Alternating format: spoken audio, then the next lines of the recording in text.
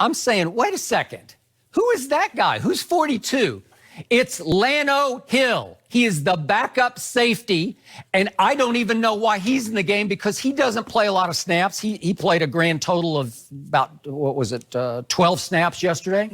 So I don't know how on the play of the game he winds up in solo coverage on Jimmy Graham and gives him 15 yards of cushion, and Jimmy Graham just runs a shallow cross. He just cuts it up underneath. He got a little pick. He got a little pick because he was the middle of the three receivers to that side. All right, but I wouldn't have thrown a flag on it. No. So he breaks a shallow cross off, and yet there's so much cushion that as Aaron said after the game, he starts breaking it upfield toward the stick because you can almost get to the first down marker.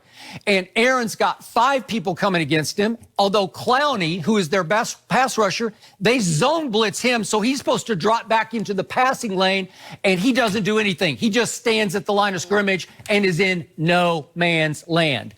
But one of the rushers gets kind of free, and Aaron has to double pump on the throw. And as he's falling backwards, another fall away, he actually throws a curve ball or a drop ball that is breaking down toward the ground. And what does Jimmy Graham do? He makes the play of the game because he reaches down low while running as fast as he can run and snatches it up off the turf. And it was a sweet catch. Yeah, great throw, too. And then he gets to the marker, and I know it was very close. I don't have any problem with the mark. You know good and well they weren't going to turn it over because it was just too, was it maybe an inch short? I don't know. But it was not 4th down, it was 3rd down. So they would have had, let's say they had 4th and an inch. They're going for it. They're just going to go for it, and I'm pretty sure even Aaron, he had run one quarterback sneak, which he rarely runs, but they're going to get an inch, and they're going to kill the clock. So I don't have any problem with that spot or the review or it's okay, it's a first down, because the game was over. Look, the biggest difference in the ball game is that the Seattle Seahawks were 3 of 9 on 3rd down. If they convert half of those, because now they did an unbelievable job in the second half. They get the ball coming out of the timeout, out of the halftime skip. They score, but they take about 6 minutes. Okay, Aaron Rodgers reacts. He scores. But it was like every time they got the ball, Seattle, because they had the ball for like 12 minutes in the 3rd quarter, they got 2 touchdowns out of that. So now Aaron has kind of lost his rhythm. They stop Aaron. They go down and score again. Now we got a ball game. We got a ball game. Okay. And LaFleur says, hey, Aaron, you've heard all the stories. You heard all the stories. Anonymous exec saying you're washed up. You can't do it. Skip Bayless comes on here every day saying he don't gave you the stats. All I know about a lot of stats. But the number 1 stat I put at the top of my page, Dubs. Who came to my restaurant?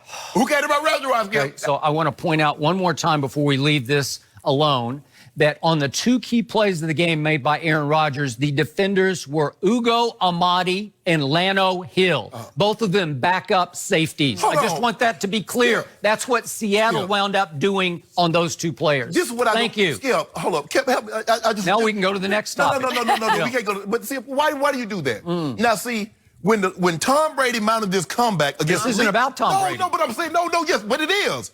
Because you make excuses. When Cam Chancellor ended up having to leave the game, and Earl Thomas had to leave the game. They didn't have to leave. Yes, they were in there. They were in there in the 4th quarter. He threw for 124 yards. Look at the last drive when Lane broke his leg and see who. And he was out for sure. And his backup tore his knee up. And his backup was in. You didn't mention that. Now Aaron Rodgers pulls this off, and you try to diminish. I didn't try to. I did. No, you did. I did minimize it. Oh, those guys. Hold on. Did he pull those guys out the street, out the stands? Might as well have. No, don't do that, Skip. Don't do that. Okay, now we get back to the 2 plays that Russell Wilson didn't make, and he made a whole bunch of plays because he ran 7 times for 64 yards. So a couple, 4 or 5 times he made plays with his legs where I said that's good. Now he can't run fast anymore, but he can run smart. Yes. And the point is, he made several big throws in the game, but now we get to the 2 key plays, which was after the Marshawn beast mode touchdown. Now it's 28-23 with 9:37 left, and they say, let's go for 2 and cut it to a field goal margin, right? And what happened to Russell Wilson on this play? I don't know. How can you not see Jair Alexander coming from your blind side? He just never even looked at him. And Russell has classic eyes in the back of his head. Usually, he just sidesteps that blitzer and makes a play. And he was locked in on his receivers, and he never saw him. Now, Green Bay doesn't usually blitz. Correct. but he probably should have slid the protection right. And then if he'd have slid it right, he'd have been hot off the left side and he'd have been protected. Never looked. Never looked. Never looked. No. And so you could have cut the dynamic to a 3-point game. And so for the last 9 minutes of the game, Green Bay's having to play against the pressure of, all he needs is a field goal to get us to overtime. Do you know who our cook is? That guy feels no pressure. He's been in Hell's Kitchen before. Okay. So he knows what it's like. I told you, Skip Bayless, that's the man. He said, I want this game at Lambeau because I want it to be 20. Because when it's 20, I get to heat up. So you saw what he did. Skip, give the man credit. So then with 3:22 left in the game, Russell has one more play that is going to be the play. And it's 3rd and 5 at his 42. And the reason it was 3rd and 5 is that kid, number 87 for them, that Malik Turner, he dropped one on first down that hit him right between the 8 and the 7. Is 87 or 17? I thought it was 87. But no, 87 was for the Texans. Okay. He the one they kept dropping. Okay. I think it was 17 for Turner. Okay, so the point is it's 3rd and 5 from the 42, and now you got to make one more big play, and then we're going to have a conversation here. And instead, Preston Smith comes from the outside, from the blind side, and he's double teamed. He's got a chip block on him with the back, and he beats both of them looping outside, and Russell never sees him and takes a blindside sack without even flinching. But the thing is, Skip, he says he knows he's getting a chip on that side. He's like, so I should be clean. I shouldn't have to worry about him. I got a tackle and a back chipping him. So I'm clean on this. I ain't worried about it. Let me worry about middle to the left. And I told him what they needed to do, Skip.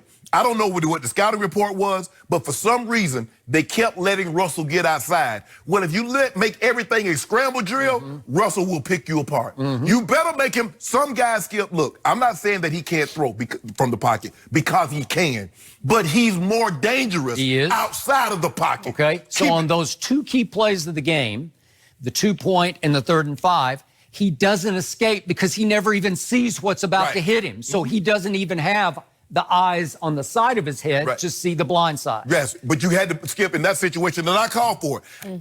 I said, they're going to have to blitz Russ, or he's going to make everything a scramble drill, and they're going to come back and beat the Packers.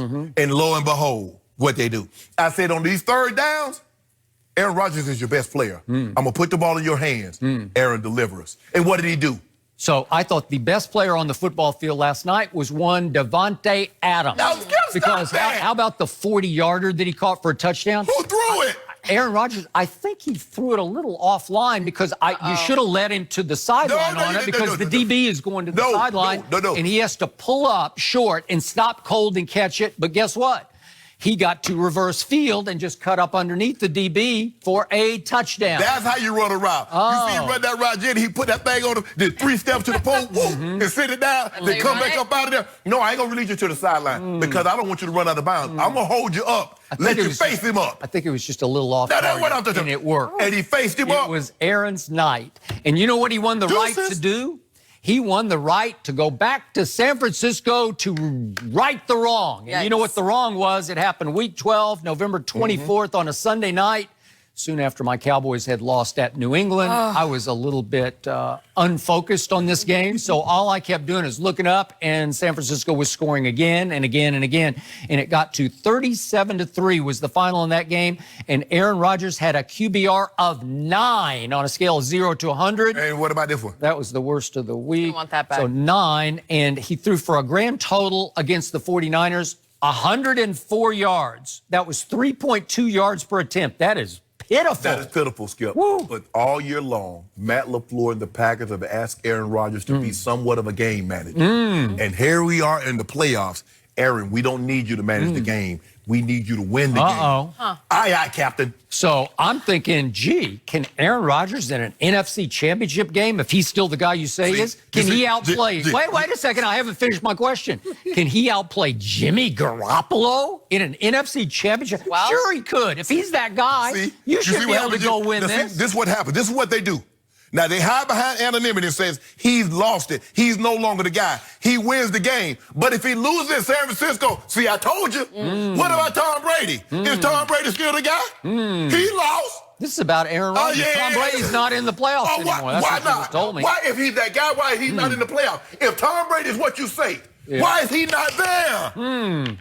because he had no help. And Now he got no help. Aaron had Devontae Adams, and he's going to have him next Sunday. No help. And he's going to have the real Aaron Jones, next Sunday at Bill Belichick said my defense gave up 14 points. That's what my defense did do. Yeah. Gave up 14. You can't get me more than 14 now at Aaron home. Rodgers goes back to sort of his home area because he's from Chico, which That is is about, it's 170 miles north of San Francisco, but still, he Hell, if probably that's still in considers California, himself kind of a that Northern seems like California. Mexico to me. I mean, 170 miles. Yeah. Damn. Okay. So here we go, and man, I'm going to have to pick Aaron Rodgers to win this game because come on, We don't want you to pick anybody. Jimmy G. We don't want you to pick anybody. I watched Jimmy G against Kirk Cousins the yes. other day, and it was like 6-1, half dozen Unfortunately, the I did other. as well. It was like pick the lesser of the two evils, and I guess I had to pick Jimmy G. We both picked Jimmy G to win that game, right? And I also pick what? Now you see I know. why Coach Belichick wanted to move on. Oh, do we? I You didn't saw see that. Okay. I saw the weakest link on the 49ers is the quarterback. That's what I saw. Okay, if you don't mind. So Aaron Rodgers should win this going away. Skip Bayless, do you remember what Brady looked like in his first playoff game? What does that matter? Oh, see, Interesting. because what you're doing, you're trying to compare Jimmy Garoppolo to a Tom Brady that's 18, 19 years in the league. Compare him to Tom Brady at the same time. Tom Brady was only in his second year in the league. Jimmy G's been around forever. Around. You know As what much you as I'm enjoying this, we have so much more ought to to be talk ashamed about of today. yourself. No, How I'm did proud of Patrick myself. Mahomes pull off that historic comeback? And what happened to Lamar against the Titans? I cannot wait to hear what these guys have to say. Don't forget, you can check us out every day on the Fox Sports Channel on SiriusXM. You cool off, and we'll be right back.